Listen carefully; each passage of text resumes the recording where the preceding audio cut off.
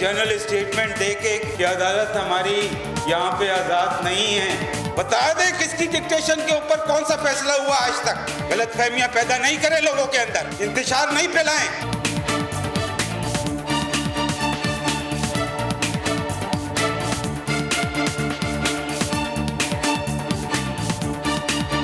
मुश्किलात से निकालना है जिसमें इसको इमरान खान नामी शख्स धकेल चुका है, तो उसका एक ही रास्ता, और उसका रास्ता है फ्री एंड फेयर इलेक्शंस।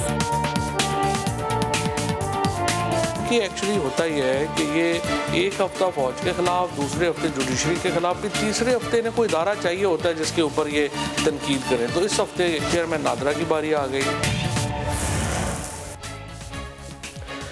बिस्मिल्लाहिर्रहमानिर्रहीम, अस्सलाम वालेकुम। प्रोग्राम न्यूज़ बीट के साथ मैं हूं आपका मेज़बान सैयद फवाद ज़ैदी। नाज़रीन, आज chief justice of Pakistan justice Gulzar Ahmed Khan ने दो टोक अल्फाज में वाज़ेह किया है कि पाकिस्तान की अदलिया आज़ाद और ख़ुद मुख्तार है। लाहौर में एक तकरीब से वो खिताब कर रहे थे। चीफ जस्टिस ऑफ पाकिस्तान ने उस तकरीब से खिताब में कहा है कि वो अपने इदारे के हवाले से मुतमईन हैं और फैसले करने के लिए उन पर कभी किसी ने कोई दबाव डाला और ना ही वो किसी का दबाव कबूल करने पर यकीन रखते हैं। उन्होंने ये भी कहा है कि इस हवाले से लोगों को गुमराह करने और इंतशार फैलाने से गुरेज किया जाए। चीफ जस्टिस ऑफ पाकिस्तान का ये बयान इंतहाई अहम है नाज़रीन। उनका बयान इस एतबार से भी अहम है कि अपोजिशन हाल ही में, आपको याद होगा कि पार्लियामेंट से पास कराए गए क़वानीन को सुप्रीम कोर्ट ऑफ पाकिस्तान में चैलेंज करने का ऐलान भी कर चुकी है। दूसरी तरफ मुल्क में महंगाई का ना ख़त्म होने वाला एक लामतनाही सिलसिला भी जारी है और स्टेट बैंक ऑफ पाकिस्तान ने भी शरह सूद में इजाफा कर दिया है। क्या इस फैसले से महंगाई में कमी आएगी या इसमें मज़ीद इजाफा होगा? आज के शो में बात करेंगे और हमारे साथ मौजूद हैं पाकिस्तान तहरीक इंसाफ की रहनुमा कवल शुज़ब साहिबा, मुस्लिम लीग नून से निहाल हाशमी साहब हमें ज्वाइन कर चुके हैं और पाकिस्तान पीपल्स पार्टी से ससी पलीजो साहिबा भी हमें ज्वाइन कर चुके हैं। आप तमाम मौजूद मेहमानों का बहुत बहुत शुक्रिया। निहाल हाशमी साहब, आपसे गुफ्तगू का आगाज़ करते हैं। सर, आप वकील भी हैं, आपने आज चीफ जस्टिस ऑफ पाकिस्तान की तकरीर भी सुनी होगी। उनका कहना है कि अदलिया पर इल्ज़ामात से इंतशार फैलाया जा रहा है और इससे आवाम का एतमाद उठाने की कोशिश की जा रही है। क्या ये रवैया इदारों के मफाद में है और मोहतरम चीफ जस्टिस साहब के आज के बयान के बाद कोई शक रहना नहीं चाहिए अदलिया के बारे में? बिस्मिल्लाहिर्रहमानिर्रहीम। इदारे अवाम की बेहतरी के लिए बनाए जाते हैं, अवाम को सहूलतें देने के लिए बनाए जाते हैं जी। अवाम पे हुक्मरानी करने के लिए नहीं बनाए जाते। अवाम हुक्मरान होते हैं सारे इदारों के। माजी में देखिए, ये उन्होंने अपने पर्सनल हवाले से बात की है कि उन पे कोई दबाव नहीं है, मगर माजी में ये बात गवाही है। जो भुट्टो साहब का केस हुआ उसमें मैं नहीं कह रहा हूँ, नसीम हसन शाह साहब आए टेलीविज़न पे बैठ के उन्होंने ये बात की। मैं नहीं कह रहा हूँ, इरशाद हसन और जस्टिस रियाज ने जो परवेज़ मुशर्रफ को ये कह दिया था कि आप आइन में अमेंडमेंट कर सकते हैं। इसी तरह से शौकत सिद्दीकी साहब ने जो आकर के बार रूम में कहा नवाज शरीफ के फैसले के हवाले से, वो मैं तो नहीं कह रहा हूँ, वो शौकत सिद्दीकी साहब कह रहे हैं। जो अरशद मलिक साहब ने कहा, जो राना, ये सारे उस अदलिया के वो इदारे, और आज काजी फैज़ ईसा साहब ने भी जो बात की वो मुकम्मल मुत्तफ़िक नहीं थे। हमारा सिर्फ सिंपल सा कहना है कि सियासत अपनी जगह, अदलिया जो बातें की हैं आज अली अहमद कुर्द साहब ने, देखिए आपकी अपनी मजबूरियाँ हैं, हम सब की मजबूरियाँ हैं, हम सारे इदारों के, मैं खुद वकील हूँ, रोज़ाना मैं अदालतों में जाता हूँ और यकीन जाने हमें भी बहुत सारे तकालीफ उठानी पड़ती है जब हमारे क्लाइंट कहते हैं कि सालों हम इंतज़ार कर रहे हैं, हेयरिंग्स हमारी नहीं हो पा रही है, तो किसी पे तनकीद नहीं है। साहब, मेरा ख्याल है कि जस्टिस क़य्यूम का नाम आपने वैसे माजी के किरदार गिनवाए, लेकिन जस्टिस क़य्यूम साहब का नाम शायद आप भूल गए हैं। निहाल हाशमी साहब, चलिए ये आपने गिनवा दिया ज़ैदी साहब, आपका बहुत शुक्रिया। जस्टिस क़य्यूम का भी नाम ले लेते हैं, जस्टिस मुनीर का भी नाम ले लेते हैं, तो नाम तो ले सकते हैं हम असल में। और फिर काजी फैज़ ईसा साहब ने बड़ी अच्छी बात की कि हमसे बड़ी गलतियां हुई हैं, उन्होंने कहा हमसे बड़ी कोताहियां हुई हैं। और फिर आप देखिए परवेज़ मुशर्रफ के फैसले वाला सीन, तो फिर परवेज़ मुशर्रफ का अपना बयान है इस सिलसिले में। तो हम किसी फ़र्द को नहीं, हम तो चाहते हैं हमारे मुल्क के हर इदारा दुनिया का बेहतरीन इदारा हो। बोलने से नहीं, लेटर एंड स्पीच होना चाहिए, उसे नज़र आना चाहिए, वो दिखना चाहिए, लोगों को महसूस करना चाहिए। हमें ये अगर कह दें, अमीर कह दे महंगाई नहीं, गरीब तो कह रहा है महंगाई है, तो एक ऐसा मार्केट निज़ाम होना चाहिए, एक ऐसा माशी निज़ाम होना चाहिए, एक ऐसा इंसाफ का निज़ाम होना चाहिए। देखिए आपकी भी हमें पाबंदियों का पता है, आपके ऊपर बड़ा कदगन है, मगर आज सोशल मीडिया बहुत आज़ाद है। अब लोग बहुत ज़्यादा टेलीविज़न पे डिपेंडेंट नहीं है। मैंने सारी तकरीब को टेलीविज़न पे देखा है। जो जद्दोजहद आसमा जहांगीर करती रही, इसी हवाले से उनकी जद्दोजहद थी और उसी हवाले से आज की तकरीब थी। तो मैं समझता हूँ किसी को दिल पे और अपने पर्सनलाइज नहीं करना चाहिए। हमें अपने ज़ात में और अपने जहाँ पे हम जिम्मेदारी है उसको इम्प्रूव करना चाहिए। किसी फर्द पे नहीं हो रहा। हम अपने इज्तिमाई मातम कर रहे हैं कि इज्तिमाई तौर पर अगर हम आज इंसाफ देने में दुनिया में 130 में 126 में पहुँचे तो हमें इम्प्रूव होना चाहिए। ये हम सब उसमें जिम्मेदार हैं। तो हमें हर चीज़ में इम्प्रूवमेंट करना चाहिए। और ये छोड़ दें जो जस्टिस अतर मिनुल्लाह साहब ने कहा वो भी सबके सामने है, जो कुर्द साहब ने कहा वो भी सबके सामने है, जो काजी फयाजी साहब ने कहा वो भी सबके सामने है। हमें इस्लाह के ऊपर जोर देना चाहिए। हमें एक महादारी नहीं करना चाहिए, हमें डिवीजन नहीं बनाना चाहिए। हमने देखा आपका आ गया कि हमें इस्लाह के ऊपर जोर देना चाहिए, महाजराई के ऊपर जोर। हमने देखिए हमने काजी फैज ईसा वाले केस में देखा है, हमने शौकत सिद्दीकी साहब के केस में देखा है कि उनको बर्खास्त तो कर दिया गया मगर उनको भी इंसाफ नहीं मिल सका। चलें जी, शशि पलिजो साहिबा, चीफ जस्टिस ऑफ पाकिस्तान ने दो टोक अल्फाज में इन खदशात को रद्द कर दिया जो अदलिया की आज़ादी के हवाले से कुछ लोगों के जहन में पाए जाते हैं। क्या आज के बयान के बाद भी कोई शक की गुंजाइश बाकी रहती है कि हमारी अदलिया आज़ाद नहीं है? बहुत शुक्रिया फवाद साहब। आज हमारे और आपके पसंदीदा और हमारी दिल और रूह की आवाज़ शायर फैज़ अहमद फैज़ की 37वीं बरसी है। तो उसके शेर बोल के लब आज़ाद है तेरे, लगता है आज का दिन बोल के लब आज़ाद है तेरे वाला दिन रहा है। लेकिन बहरहाल हर किसी का व्यू पॉइंट अपना है। लेकिन एक बात है कि तारीख और हमारे जो भी मुल्क का पस मंज़र रहा है आमरीती अदवार से लेकर अब तक, उसमें ज़ाहिरी बात है जुडिशरी का रोल जो है अच्छा या बुरा वो भी होता है। सबसे पहले वो आता है उसमें बात करने में या हवाला देने में या याद रखने में। तो बहरहाल हमने तो हमेशा इज्जत की है जुडिशरी की, लेकिन कुछ तो ट्रुथ कमीशंस बननी चाहिए कि क्योंकि मैं जिस पार्टी से ताल्लुक़ रखती हूँ उससे भी सबसे ज़्यादा अगर नुकसान और तकलीफ़ और एक गवाया है अगर हमने न सिर्फ दूसरे हवालों से सियासी समाजी हवालों से लेकिन फिज़िकली, तो वो उसी अदलिया के गलत और झूठे केसेस के हवाले से। बहरहाल जस्टिस गुलजार साहब ने तो अपनी बात रखी, लेकिन हम और आप देखें कि अदलिया का काम एक होता है कि आइन की पासदारी, जमहूरियत की पासदारी और इंसाफ का हसूल और जो रूल ऑफ लॉ है उस हवाले से उसका भी कितना ठीक कर सकते हैं।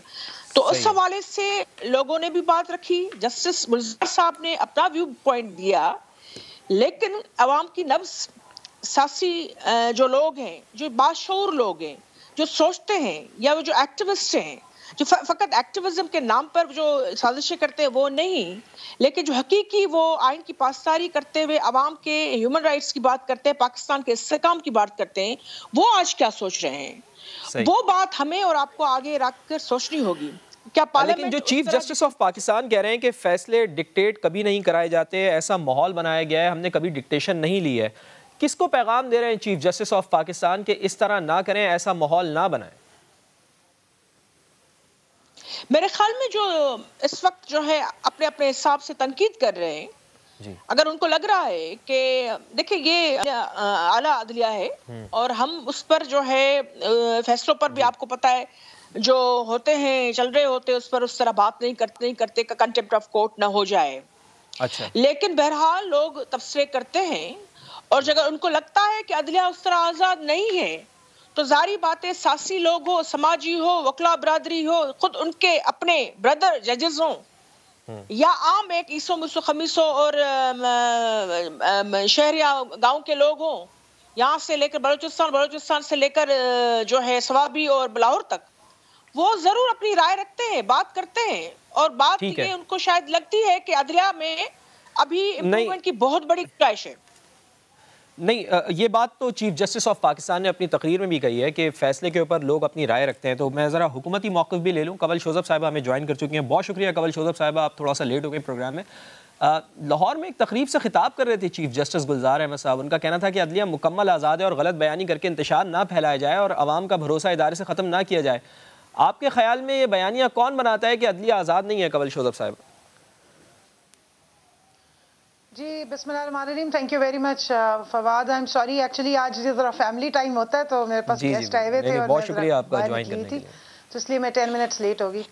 अच्छा देखें, चीफ जस्टिस साहब ने जो बात की है वो बिल्कुल ठीक की है। ये क्यों निकाला मुझे का पहले एक बयानिया बनाया गया था जब पनामा केस का फैसला आया, जीटी रोड पर एक रैली निकाली गई, आला अदलिया चीफ जस्टिस हजरात के खिलाफ जो जुबान इस्तेमाल की गई, जिस किस्म की हजरत सराई की गई, कहा गया कि जी एक जुम्बिश कलम से 5 अफराद ने जो है वो फैसले कर दिए, फैसले इसी तरह ही होते हैं। दूसरा, अभी जो रिसेंटली बयानिया बनाने की कोशिश कर रहे हैं और खसूसन जो मरियम बीबी की तरफ से और उनके वालिद साहब की तरफ से हर दूसरे दिन जिस किस्म की साजिशें होती हैं, वो वैसे मैं हैरान हूँ कि किस तरीके से इस मुल्क के इदारों को पहले इन्होंने तबाह किया, जिनकी इतनी बुरी पीछे से रिप्यूट रही हो, सुप्रीम कोर्ट पे अटैक करते रहे हो, जजेस को करप्ट करने की कोशिश करते रहे हो, ब्रीफ केसेस भेजते रहे हो और डिक्टेशनें भी देते रहे हो, और फिर उनको ब्लैकमेल कर करके और वीडियोस बनाने के बाद आप आके फिर अदलिया को ही सारा इल्जाम तराशी करें। तो उन्होंने बिल्कुल राइटफुली पॉइंट आउट किया है कि ऐसी बात नहीं है कि आपकी डिक्टेशनों पे चलेंगे और अगर आपकी डिक्टेशन पे ना चले तो आप कहें जी सारी अदलिया ही खराब हो गई है। मैं इस मामले में पीपल्स पार्टी को जरूर अप्रिशिएट करूंगी कि इन्होंने कभी इदारों को इस तरह से खराब नहीं किया, या कम से कम आला अदलिया के खिलाफ कभी मैंने देखा नहीं है कि इन्होंने हजरा सराई की हो। इस मामले में मैं इनको अप्रिशिएट करती हूँ, लेकिन नून लीग की हिस्ट्री भरी पड़ी है, और नून लीग की हिस्ट्री तो खास तौर पे आसिफ अली जरदारी साहब के खिलाफ और बेनजीर भुट्टो साहिबा के खिलाफ भरी पड़ी है, जो आज ये लोग मिलके बैठते हैं। मुझे हैरत होती है कि किस तरह ये बैठे हैं कि इनकी लीडर और इनके जो अभी के लीडर हैं मोहतरम जरदारी साहब, इनके खिलाफ जो टॉर्चर और इनको अंदर बंद रखना और जो केसेस की हिस्ट्री है वो किसी और की नहीं है, वो इसी नून लीग और बड़े मियाँ और छोटे मियाँ साहब की है। तो मेरा ख्याल है कि वो तो माजी की बातें हो गई ना, वो तो माजी की बातें हो गई, सियासत है, अब तो बहुत दोस्ती हो रही है, अब तो दोनों एक साथ हैं, पीडीएम में भी वापस आने की बात हो रही है। इमरान खान साहब भी तो एमक्यूएम और काफ लीग के हवाले से काफी बातें करते रहे माजी में, अब तो उनके साथ ही है ना आप लोग भी। तो एमक्यूएम से अल्ताफ हुसैन साहब जा चुके हुए हैं, जिस अल्ताफ हुसैन से हमारी लड़ाई थी, और वैसे भी वो बैठे हैं, आप उनकी अदालत ना लगाएं।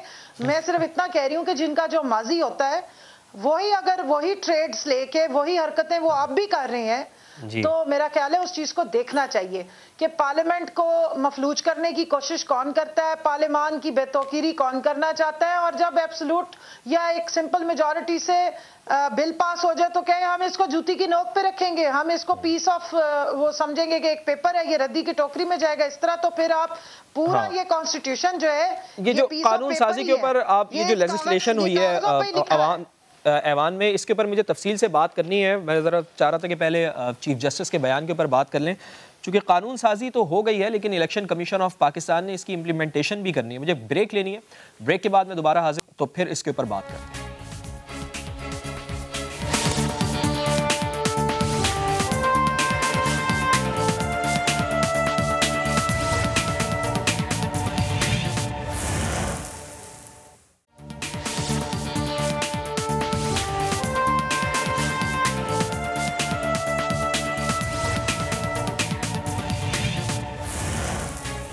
प्रोग्राम में एक बार फिर खुशामदीद। निहाल हाशमी साहब, पूरा जोर लगा लिया आपने, लोगों को मोबिलाइज कर लिया, जलसे जुलूस कर लिए, लेकिन आप कानून साजी नहीं रुकवा सके। ईवीएम्स और ओवरसीज पाकिस्तानियों के वोट के हक के बिल्स की मंजूरी को अब 3 दिन हो चुके हैं। सर, आप कब अदालत में चैलेंज कर रहे हैं इसको, या इंतजार करेंगे कि कोई बार एसोसिएशन या कोई और तंजीम खुद ही इस कानून साजी को चैलेंज कर दे और आप लोग फायदा उठा लें?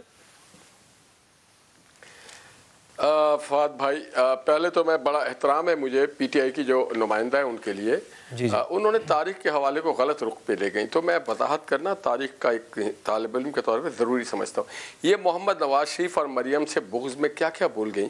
आपको याद कराते चलूँ कि ये लॉन्ग मार्च की जो कामयाबी हुई थी, ये जो आज आज़ाद अदलिया है, ये मोहम्मद नवाज शरीफ की काविश, वो अपने जान पे खेल के लॉन्ग मार्च करने गए। हुकूमत ने बड़ी रोकने की कोशिश की, उस वक्त की जो हुकूमत थी उन्होंने बहुत रोका, बड़ा पहरा डाला, बड़ी पुलिस, बड़ी रेंजर्स, बड़ी मार पिटाई होती रही। देखिए, ये बार एसोसिएशन हो या पार्लियामेंटेरियन हो या सियासी जमात हो या मीडिया हो। परसों मैं आपके कॉन्फ्रेंस में था जो मीडिया का सबसे बड़ा सरीना में हुआ है, वहां मैं मरियम बीबी के साथ गया हुआ था। तो हमने देखा पाकिस्तान के तमाम जय्यद सहाफ़ी वहां पे मौजूद थे, तमाम नौजवान सहाफ़ी थे, गालिबन आप भी होंगे वहां पे। मैं सिर्फ ये कहना चाहता हूं कि जमहूर सिर्फ हमारा जिम्मे नहीं है, सिर्फ सियासतदानों का नहीं, जमहूर आपके लिए भी जरूरी है, जमहूर मीडिया के लिए भी जरूरी है, जमहूर बार एसोसिएशन के लिए भी जरूरी है। हर आपका आइन कहता है कि ये मुल्क इस्लामी जमहूरिया पाकिस्तान और जमहूर की हिफाजत करना हम सब की जिम्मेदारी।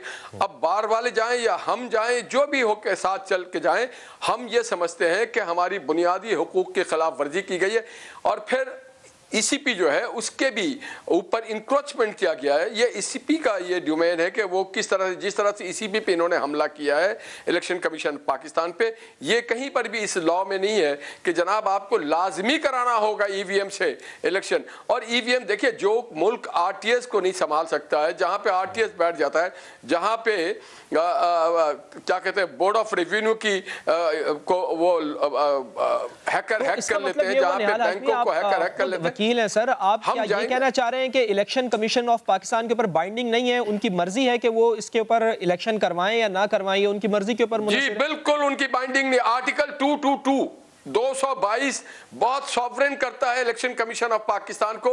Election commission of Pakistan sovereign इदारा है, उसके ऊपर आप मुसल्लत नहीं कर सकते।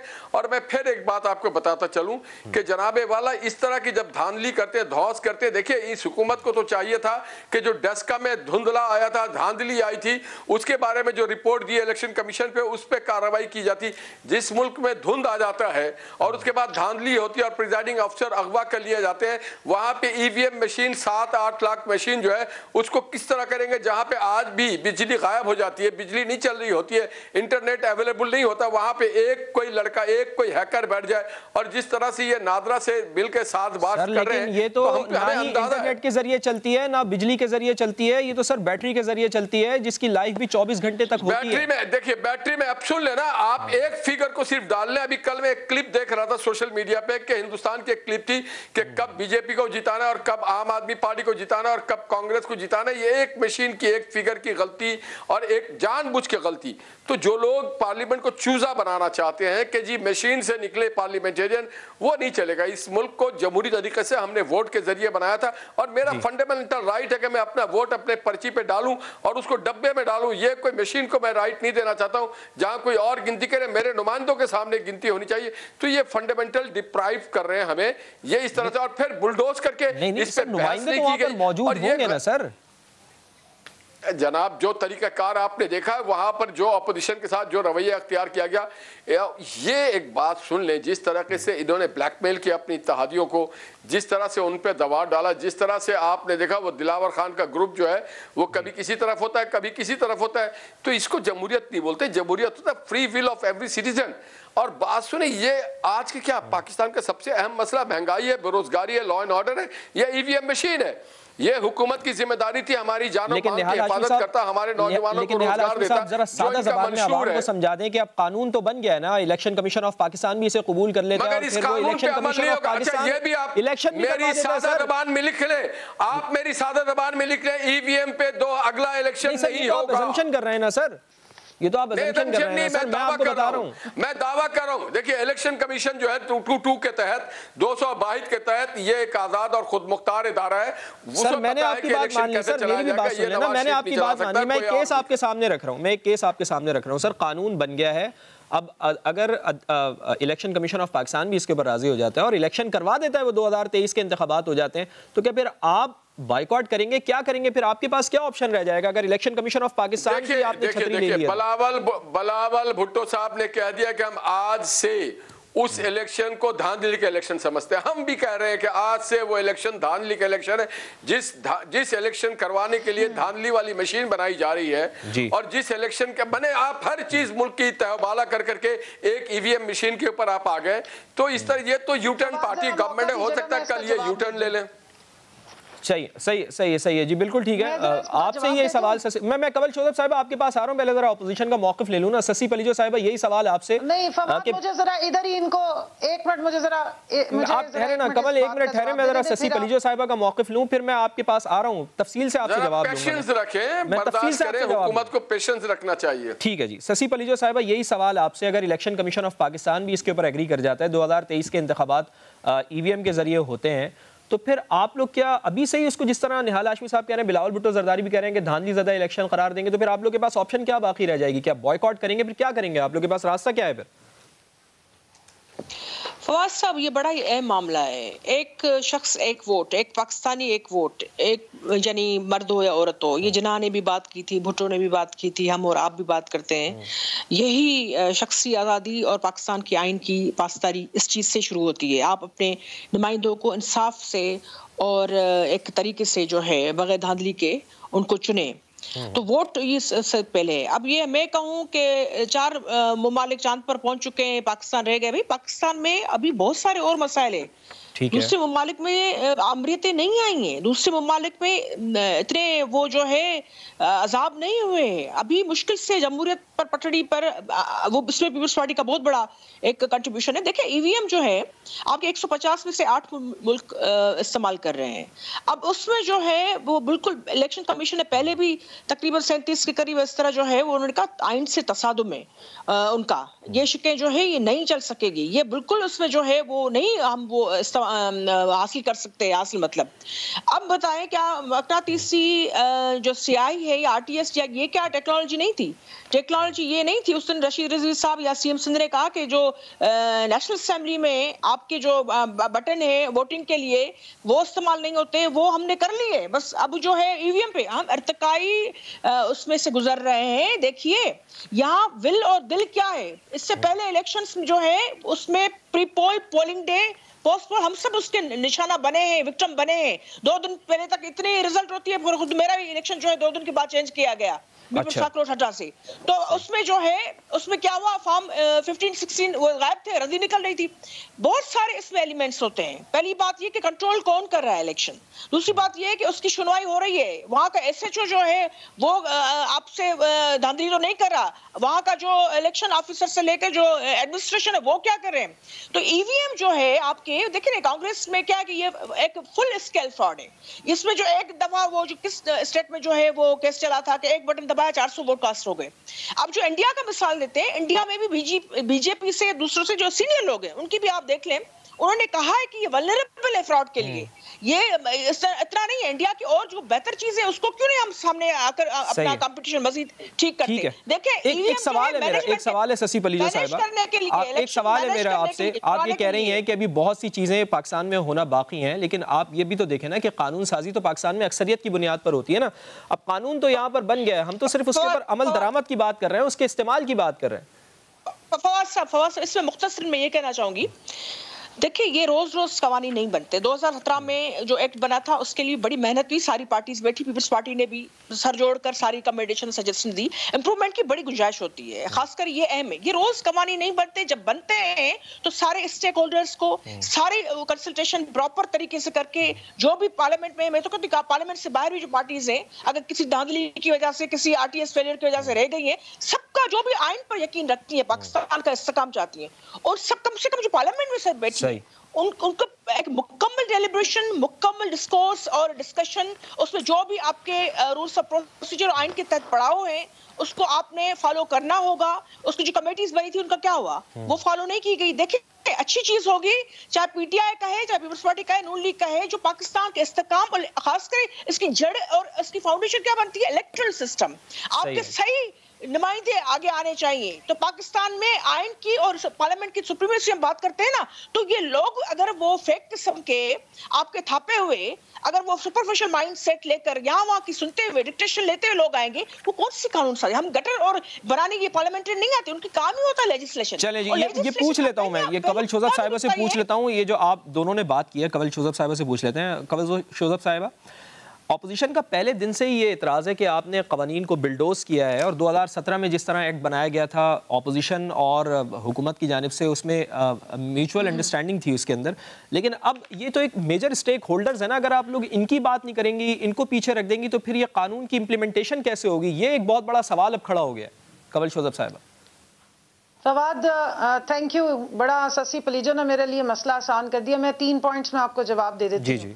नंबर 1 तो जहाँ तक इन्होंने कहा इलेक्शन कमीशन एक खुद आज़ाद और ख़ुद मुख्तार इदारा बेशक है, लेकिन मुझे याद पड़ता है कि मरियम नवाज साहिबा ने मोहतरम ये जो मौलाना साहब हैं उनके साथ मिलके आज से कुछ 4-5 महीने पहले इसी इलेक्शन कमीशन के बाहर आके बहुत ज्यादा प्रोटेस्ट भी किया। इसी इलेक्शन कमीशन के खिलाफ प्रोटेस्ट किया। आपके वजीरों ने आग लगाने की बात की। बीबी आपकी, ये आप मरियम पे, आप मरियम फोबिया हो गया आपको, मरियम फोबिया। आपके वजीरों ने आग लगाने की बात की, उन्होंने बड़ी बात सुनी इलेक्शन कमीशन को। नहीं कवल आप कंटिन्यू करें, निहाल साहब बात करने दें उनको प्लीज।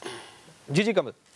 निहाल साहब आप थोड़ा हौसला किया करें, जब पब्लिक फिगर्स बन जाते हैं ना लोग, तो फिर उन पे तनकीद भी होती है और हमें अपना बयान करने का मौका मिलना चाहिए। आप जरा हौसला करें, चलें जी, आप कंटिन्यू करें। सामने जाके बनाया करें, टॉक शोज में ना बनाए। तो अब आप प्लीज इन्हें कंट्रोल करें ना। मैंने जी मैंने उनसे कहा है आप बात करें, अपनी बात करें। उनसे मैंने कह दिया निहाल भाई से। हाँ, इनसे कहना जरा अपना फिर हौसला कंट्रोल। हाँ जी, हो गई है जी, आप बात करें, आप कंटिन्यू करें। नंबर 2, इसी इलेक्शन कमीशन के बाहर सारी जमातों ने प्रोटेस्ट किया इलेक्शंस के फौरन बाद। क्यों किया? क्योंकि जी धांधली होती है, इलेक्शन पे एतराजात हैं। ये जमातें जो 2 बड़ी हैं, जो मियां नवाज शरीफ साहब और बेनजीर साहिबा ने चार्टर ऑफ डेमोक्रेसी साइन किया था 2006 में, उसकी शिक नंबर 23 गूगल कर लें, पड़ी हुई है। उसमें इन्होंने आपस में लिखा था, और वो जुबान लिखी हुई थी पीपल्स पार्टी की, कि जनाब हम इलेक्टोरल रिफॉर्म्स करेंगे और स्पेशली सेनेट के इलेक्शंस जो हैं वो ओपन उससे वोटिंग से कराएंगे। अब जो सेनेट के इलेक्शन में हालात हुए 3 मार्च को, वो आपने सबने देखा, रिकॉर्ड धांधली हुई। सुप्रीम कोर्ट ऑफ पाकिस्तान, जिसका आप इन्हें पूछ रहे थे कि वहां जाएंगे या वहां से आप कोई डायरेक्शन लेंगे, उन्होंने ही डायरेक्शन दी इलेक्शन कमीशन को कि आप टेक्नोलॉजी का इस्तेमाल करें। दूसरी बात, इस मुल्क के बड़े मायानाज और बहुत एक्सपीरियंस्ड सीजन पॉलिटिशियन और बैरिस्टर हैं जिनका नाम है चौधरी एतजाज एहसन साहब। मैं उनका बहुत रिस्पेक्ट करती हूँ। इलेक्शन कमीशन ऑफ पाकिस्तान और ईवीएम पे जो उनका व्यू है, अभी आपने कुछ दिन पहले वो इंटरव्यू देखा होगा, वो क्लिप भी बड़ा मशहूर हुआ है, वो सुन ले। इससे पहले बार के इलेक्शन से पहले उन्होंने आके बताया कि वहां पर जो इलेक्शन हुआ है उसमें ईवीएम यूज हुई है। अब मेरी बहन ने जिक्र किया इलेक्शन एक्ट 2017, ये मेरे पास पड़ा हुआ जी इलेक्शन एक्ट 2017, ये 2 अक्टूबर 2017 का गजट में आ चुका है, और इसके मुताबिक आज तक जितने भी इलेक्शंस हो रहे हैं। इसका शिक नंबर 103 निकाल लीजिए। इसका टाइटल है electronic voting and biometric verification, जिसमें इलेक्शन कमीशन और उस वक्त की जो लीडिंग जमात थी, हुकूमती जमात थी, वो थी मुस्लिम लीग नून, और ऑपोजिशन में सब जमातें बैठी थी जो ये मिलके पास कर चुकी हैं। तो पॉइंट क्या है कंवल शोज़ब साहब, आप जरा जल्दी से बता दें, ब्रेक पे जाना है मुझे। सुन लेना फवाद, सुन लीजिए, 1 मिनट सुन ले। आपने बाकी उनको बड़ा टाइम दिया है, हुकूमत का मौक़िफ़ सुनने के लिए टाइम रखा करें। नहीं, वो टाइम आपको भी दे दिया ना कंवल शोज़ब साहब। Projects for utilization of electronic voting machines and biometric verification system in by-elections, in addition to the existing manual procedures for voter verification, casting and counting of votes। बाकी 4 लाइनें और है, वो भी पढ़ लीजिए। तो इलेक्शन कमीशन तो मेरे भाई पहले से ही, और इनके सब ये मान के बैठे हैं कि हम इलेक्ट्रॉनिक वोटिंग मशीन का इस्तेमाल करेंगे 2 अक्टूबर 2017 से। अब क्या तकलीफ हो गई है अचानक से? क्यों नहीं किया 5 सालों से? नई चीज नहीं आई है ये जो जिस ठीक है जी, ब्रेक पे जाने आपका नुक्ता आ गया, पॉइंट आ गया कंवल शोज़ब साहिबा आपका। से मैं आपको बता रही हूँ कि वोटिंग मशीन इन्होंने मानी हुई थी। अब क्या हो गया? मसला ये है कि चौधरी एतजाज ऐसे हैं, सुन ले, हौसले से सुने। ससी पलीजो साहिबा, चौधरी एतजाज आपसे पहले से पीपल्स पार्टी में जो मौजूद है, लेकिन मैं इस पर जवाब देना चाहूंगी। आपने आरटीएस आपने आरटीएस पे सारे जवाब दे दिए। आरटीएस में तो टेक्नोलॉजी थी ना, आरटीएस। लेकिन ससी पलीजो साहिबा, कंवल शोज़ब साहिबा, जिस इदारे ने इलेक्शन करवाने का मुतमईन होना भी बहुत जरूरी है। ये बहुत जरूरी है कि इलेक्शन कमीशन ऑफ पाकिस्तान मुतमईन हो। मुझे ब्रेक लेनी है, और ब्रेक के बाद आखिरी सेगमेंट में महंगाई के ऊपर बात करेंगे। हमारे साथ